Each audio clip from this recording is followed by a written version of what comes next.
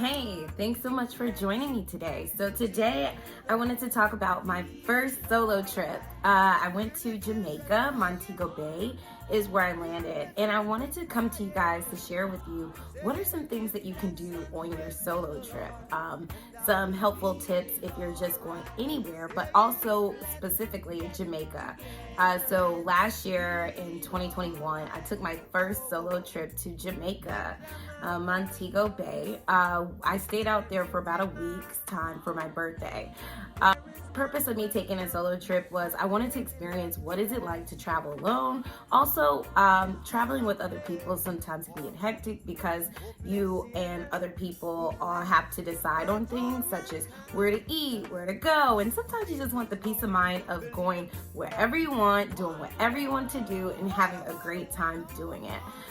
So I wanted to see what the hype was about.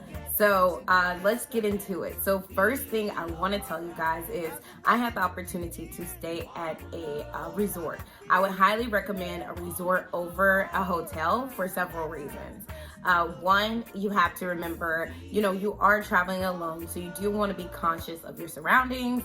And at a hotel, you have your room and that's it. When you kind of are at a resort, you have people who are there for a longer stay, so you can kind of get to know people better, but also you can stay within your resort if by any chance there's something happening within that country or location, and there's a need to be kind of locked in where you're at, whether it's due to the weather, whether it's due to, a national crisis or just a global pandemic.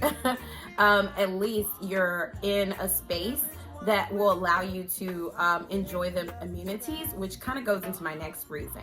The activities. There you'll have a slew of activities that you can do. They have daily schedules where they're like bingo day, and they do shows on a resort, sometimes like as entertainment. They do like pool parties. There's all sorts of activities to indulge in, so it can also be a budget saver as well too, because you're going to save money and time trying to figure out additional activities to fill in your schedule. Also, it'll be very entertaining in the event you are locked in. Now, just a little side note, when I went to Jamaica, I actually did get locked in and I had to stay, so it would have been a horrible experience if I had chosen a hotel and I got locked in for, it was from starting at 2 o'clock on the weekends. You couldn't leave out of your hotel. So if I was at a hotel, all I would have is my room, maybe the pool if they had one, maybe a balcony view if they had one. But luckily I was in the resort, so I didn't feel like I missed any time because I was able to go out and venture prior to curfew. And then once curfew hit, I was able to enjoy the amenities of the actual resort.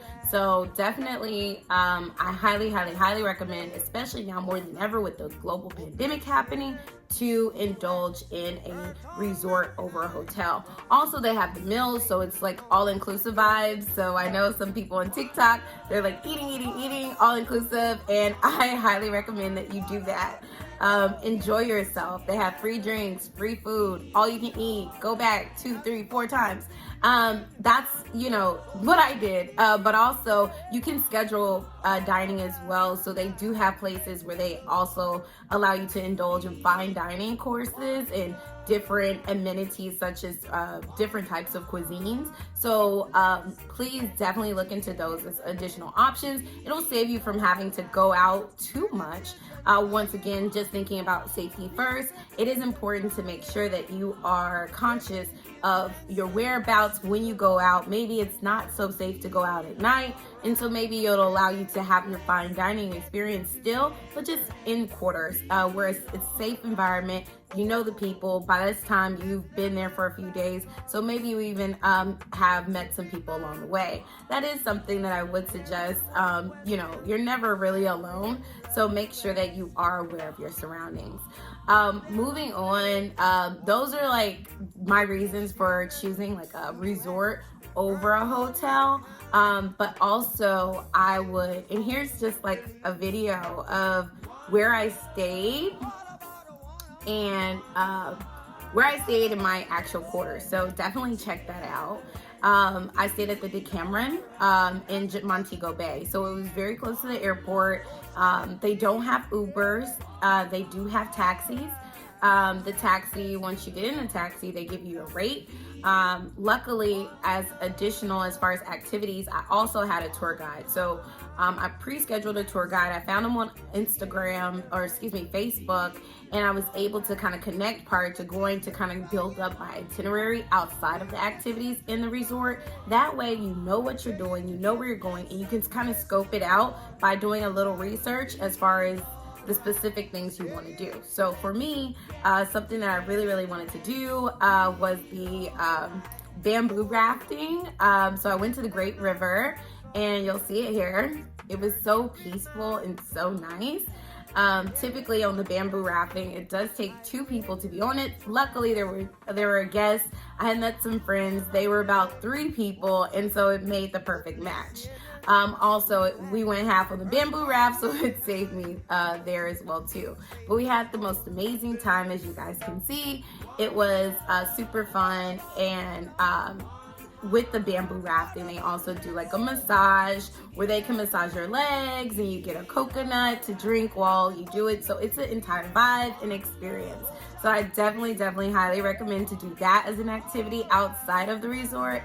Also, an activity I had the opportunity to do was the Blue Hole. So the Blue Hole, a lot of people go to Ocho Rios for Dunn's River Falls. We passed by it, and I didn't want to do it.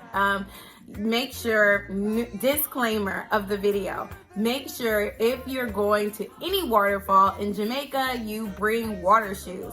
Luckily, I brought water shoes, but they just happen to be in my luggage.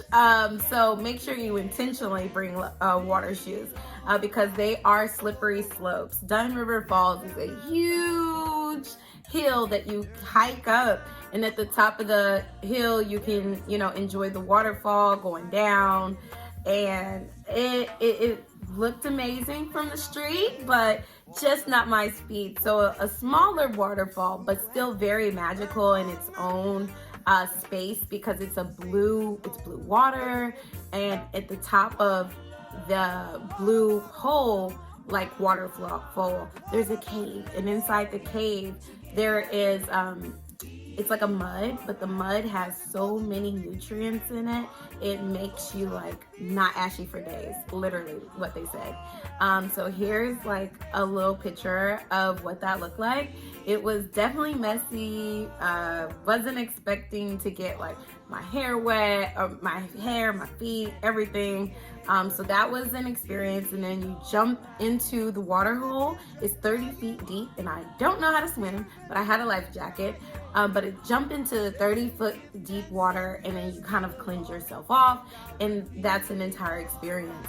Just being out there, you do have to hike to the Blue Hole. It's not too far of a hike. I would say it's about 10 to 15 minute hike, so it's definitely doable, and there's a clear path there, so it's not like you're on just like deserted grounds or anything. It's very beautiful, so I highly recommend to do that as well too, as a part of your experience. So I also had the opportunity, those were some things that I scheduled with a tour guide, so I would know, like, if anything falls, I have these experiences. But I also, one thing I love to do is take pictures. So I scheduled a photo shoot. So they had one of the places, I know we've all seen the flying dress in Santorini, but I saw it was in Montego Bay. So I was super excited, and I scheduled a photo shoot. Found them on Instagram, Her Dress Jamaica, and I also found the Instagram of a recommended MUA. So that I was able to get my makeup done and enjoy a photo shoot. So that was something. It was an hour for makeup, an hour for photo shoot, so it did not take all day. But the result was amazing, and it was fun to get out. I went to a beach that I hadn't been to, got to see the land there, so that was a fun experience.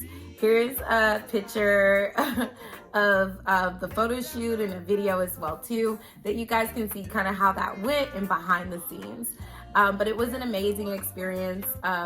as well. The photo shoot was roughly, don't quote me verbatim, but it was roughly 250 USD. So it's definitely something that's doable, as I know those flying dress photo shoots can be very expensive. That was inclusive of the dress and the props, so definitely make sure to check it out if it's something that interests you as far as a photo shoot.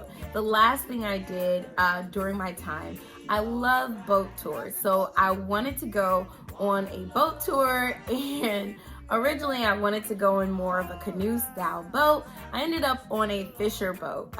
So I did find, outside of my tour guide, a lot of the taxi cab drivers offer different excursions and offer different types of travel, like get arounds. They'll have special cards, they'll have pamphlets and things like that, and you are able to negotiate. They use Jamaican money out there, it's called Jamaican money, but definitely make sure that you get the best price available for your excursion. So I enjoyed my time on the fisher boat, got to go in the ocean and kind of just relax and chill out. It was Sunday right before curfew as well, so it was an experience. So definitely getting to all those places. Like I said, you will have to have an accommodation as far as like a taxi or private driver or something, but it's definitely doable. So I highly recommend Jamaica as a solo trip destination. Lots of fun, great people, you won't feel alone. There's a ton of people that are there, and there are a ton of things to do that you can enjoy, the peace and beauty that Jamaica offers. Well, thank you so much for joining me. Don't forget to like, share, and subscribe below, and have a great day. Bye.